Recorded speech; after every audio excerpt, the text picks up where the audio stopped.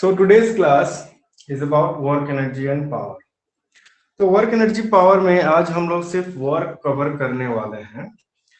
In this section, we will study about what is work, how can you calculate work, कितने तरीके के work हो सकते हैं, and its unit.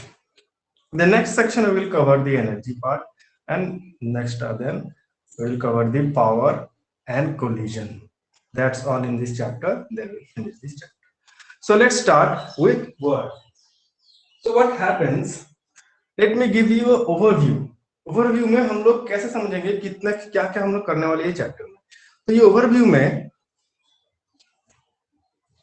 सबसे पहले हम लोग ये चैप्टर पढ़ रहे हैं. ये चैप्टर का नाम है वर्क एनर्जी एंड पावर.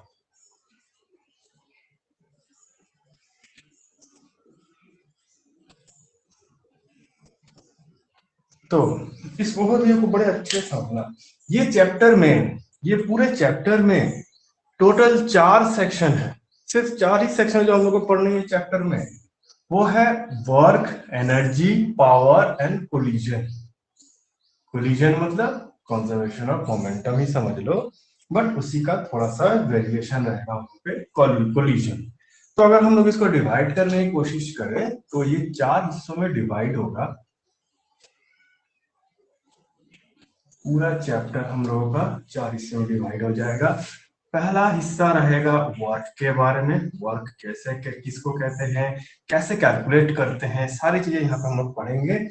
दूसरा हिस्सा होगा एनर्जी के बारे में. तीसरा हिस्सा होगा हम लोगों का पावर के बारे में. चौथा हिस्सा होगा हम लोगों का कोलिजन. अब आज जो हम लोग टॉपिक करने वाले हैं वो है वर्क. ये वर्क में हम लोग क्या करेंगे, वर्क जनरली हम लोग ये स्टडी करेंगे 2 हिस्सों में. पहला हिस्सा हो जाएगा हम लोगों का work done when the force is fixed, यानी फिक्स्ड या फिर कांस्टेंट फोर्स. फिक्स के बदले सबसे बेहतर टर्म होगा constant force. Constant force.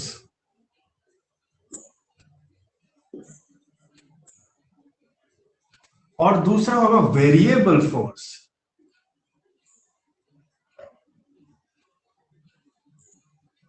Variable force, constant force, ये दोनों मेजर सेक्शंस है. और दूसरे सेक्शन में यहाँ पे हम लोग का रहेगा यूनिट ऑफ फोर्स. ये तो दोनों में ही लागू होगा, इसलिए unit of work done, not unit of force, unit of work done. Unit of work done हो जाएगा. फिर इसके बाद how can we find out the work done in 3 dimension when the displacement is in 3 dimension and force applied is also in 3 dimension, यानी in 3D. 3 dimension में जब रहेगा तब कैसे हम लोग इसको निकालेंगे वर्क को. फिर टाइप्स ऑफ वर्क, यानी positive negative and zero work done, ये रहेगा. और कुछ खुचरा चैप्टर से. ये सेक्शन हो जाएगा हम लोग का वर्क का. It's comparatively easy. This whole chapter is very easy. बहुत ही छोटा, सबसे कह सकते हो क्लास 11 का सबसे इजीएस्ट चैप्टर में से आता है. फिर इसके बाद हम लोग का आएगा एनर्जी. एनर्जी में हम लोग सीखेंगे बहुत ही अच्छी अच्छी चीजें. बचपन में जो सीखते हैं यहाँ पे मिसकंसेप्शंस क्लियर होंगे कुछ. सबसे पहले एनर्जी में हम लोग ये जानेंगे एनर्जी किसको कहते हैं. और ये पूरा जो एनर्जी सेक्शन है ये हम लोग का 3 एनर्जी पढ़ने में लग जाएगा. पहला हो जाएगा potential energy.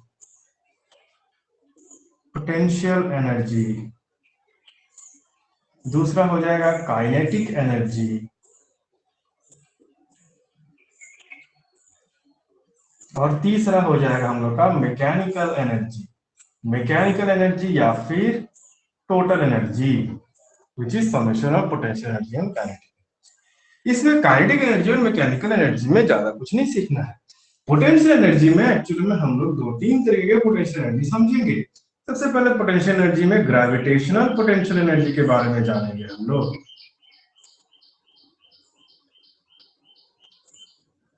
Gravitational potential energy. फिर spring potential energy, spring potential energy, और भी कुछ पोटेंशियल एनर्जी टाइप का है अलग, चाहिए हम लोग समझेंगे, क्योंकि हमको मालूम है पोटेंशियल एनर्जी का कॉन्सेप्ट थोड़ा बड़ा होता है, ये थोड़ा कठिन होता है, इसको समझना बहुत जरूरी होता है। काइनेटिक एनर्जी का मतलब होता है कि the energy produced by moving body, बस वो कैसे मूव कर रहा है, कैसे कहां से मूव कर रहा है, कितना स्पीड मूव कर रहा है, डजंट मैटर, मूव हो रहा है तो काइनेटिक एनर्जी होगा। लेकिन पोटेंशियल एनर्जी में थोड़ा कॉम्प्लिकेशन आता है, इसको समझना बहुत जरूरी होता है। तो this is potential energy and mechanical energy, total energy ज्यादा बड़ा नहीं है, छोटा सा ही है। पावर बहुत इजी है, पावर झट से हो जाता है हम लोग का, छोटा सा ही टॉपिक है, एक दो टॉपिक्स का ही रहता है। पावर का डेफिनेशन क्या होता है, पावर कैसे निकालते हैं, उसका फॉर्मूला, बस और कुछ नहीं है पावर में, खत्म। कोलिजन में हम लोग दो ऑब्जेक्ट जब कोलाइड करता है उसके बारे में स्टडी करते हैं, और वो जो कोलिजन होता है उसको ब्रॉडली दो तरीके से हम लोग क्लासिफाई कर सकते हैं। वो हो जाएगा one dimensional collision, one dimension यानी एक ही एक्सिस का जो इन्वॉल्वमेंट हो, धक्का मारा और इधर ही गया बस, और कोलिजन इन टू डायमेंशन, दोनों ही है। Collision in three dimension idea लगा ही सकते हो टू डायमेंशन जब पढ़ेंगे तब, but three dimension is not in your syllabus. बस इतना ही हम लोग कर लेंगे और हम लोग का पूरा चैप्टर कंप्लीट, जिसमें से कोशिश करेंगे आज हम लोग ये सेक्शन को पूरा कंप्लीट करें। ये सेक्शन हम लोग नेक्स्ट क्लास में कंप्लीट करने की कोशिश करेंगे, और ये सेक्शन हम लोग उसके नेक्स्ट क्लास में कंप्लीट करेंगे। तो कुल 3 क्लासेस लगेंगे हम लोगों को कंप्लीट करने में, और एक क्लास हम लोग का बफर रहेगा, थोड़ा डिटेल डिले हो गया तो। Now let's start with this section, work. Constant force में वर्क कैसा होता है, वेरिएबल फोर्स में वर्क कैसा होता है, unit of work done in three dimension रहता है तो वर्क डन कैसा होगा, और ये डिफरेंट टाइप ऑफ वर्क्स।